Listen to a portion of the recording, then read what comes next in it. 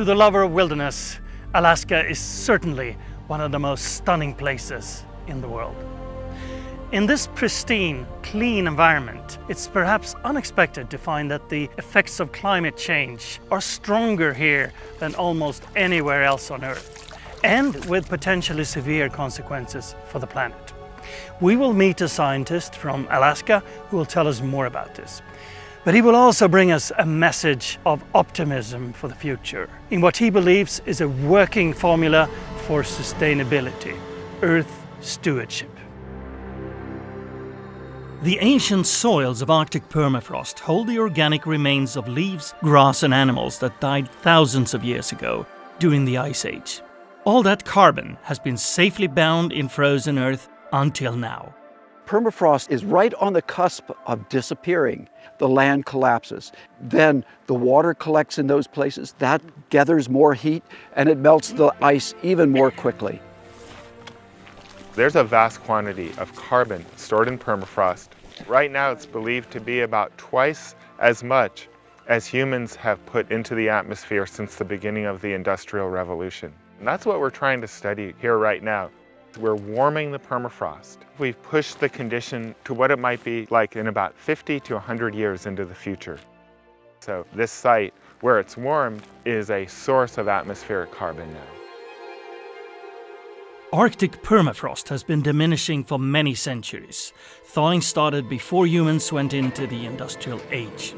The problem now is the speed of it, caused by our greenhouse gas emissions.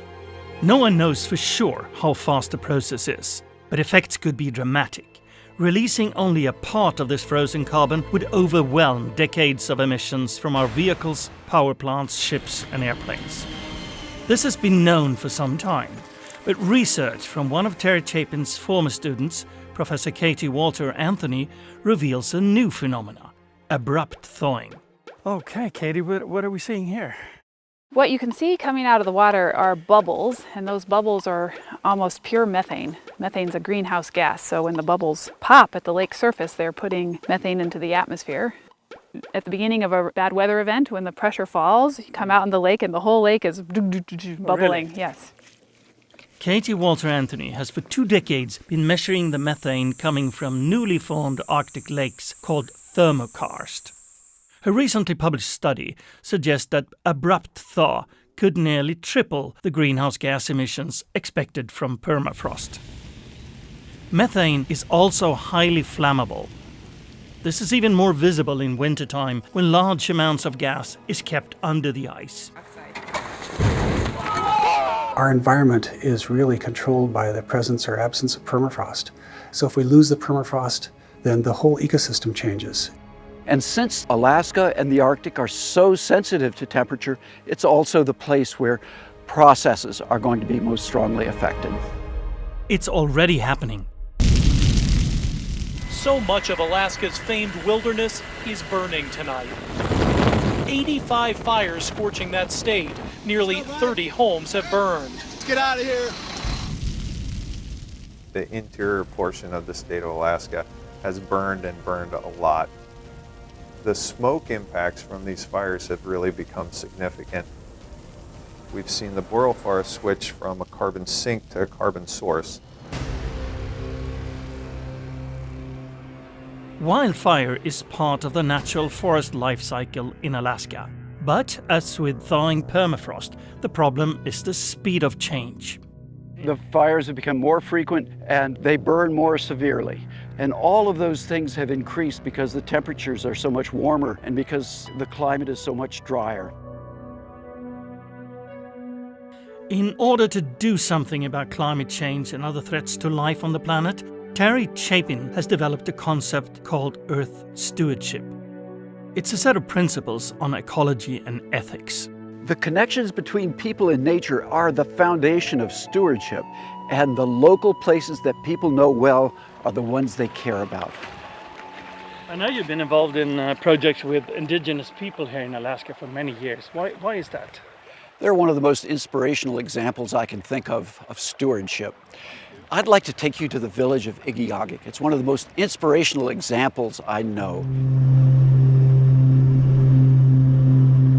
In Indigenous people have a wonderful tradition and history of relating to the land because they absolutely depend on it for survival. There's an ethic of respect that has been lost to some degree in Western society.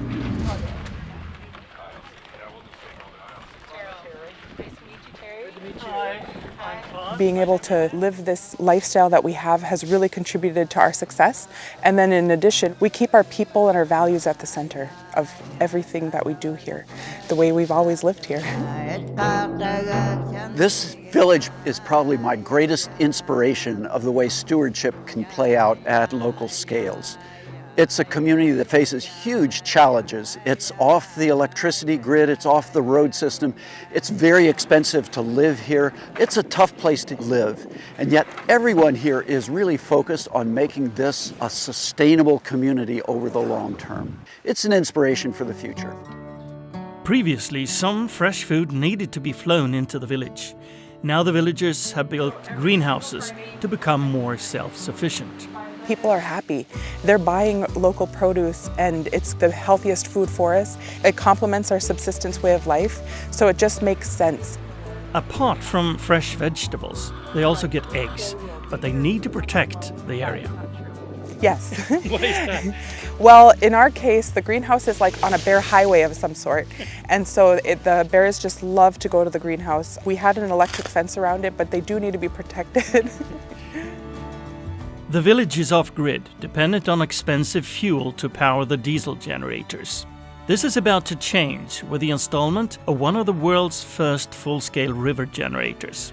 Compared to traditional hydropower, this does not destroy the living conditions for fish in the river. Any development has to be compatible with our subsistence way of life. We're not trading one resource for another. We would never, and salmon are central, so we keep them first. We live out here for this connection to the land that we have, and so that has to be preserved. Terry Chapin believes grassroots movements can trigger lifestyle changes, reduce the ecological footprint, and create more environmentally friendly companies and governments. So in this way, ideas that begin with individuals and households spread to communities, spread to nations, and then the international conversations pick up these ideas and these themes and carry them out to global levels. Power system. The difficulties that science has today is not that the scientific facts are uncertain, but that we have difficulty communicating this clearly to the public. And stewardship means almost the same thing to the scientist, to the manager, and to the general public. Terry Chapin's early research focused on plants and how they adapted to changing conditions in the north. His scope expanded over time as he realized that understanding one part of an ecosystem requires understanding it holistically. This is one of the reasons I think that stewardship is so important. It's a chance to reshape the future path that humanity has. We have no choice. We must take this path. It's only been 70 years since we had earth-shattering effects on the climate. It's not too late to fix those problems. I love how optimistic he is. Terry is a brilliant scientist and a brilliant person, and sometimes I feel sorry because it always seems like his thinking is about 10 years ahead of the rest of us. I learned a lot from him scientifically, but I learned even more, I'm gonna get teary, I learned even more from his character. He's one of the humblest people I know. He was always the person who would take the back seat, be the last in line to take food, doing whatever the hard job was to be done. So even though he was the leader, he was an example of how a leader should also be a servant. You may even see him in a Pizza Hut playing Irish music. I also really enjoy taking my fiddle with me when I go out to do field work. It's a chance to just enjoy life, relax, and communicate with nature as well as with friends. And he would wake us up every morning with his fiddle outside of our tents, and that was beautiful. That's just Terry.